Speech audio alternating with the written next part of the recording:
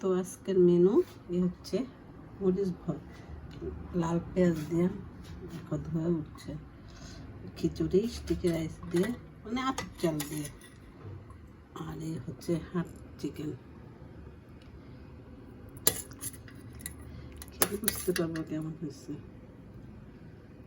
দেখতে তো মোটামুটি আমি একটু ঝোল রাখছি,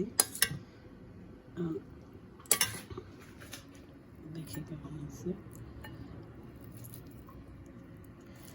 লাল পেঁয়াজ শুকনো মরিচ দিয়ে ভর্তা,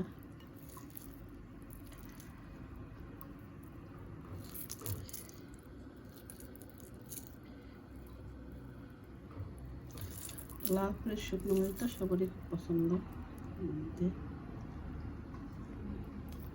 মজাই সাথে ওইটা হলে তো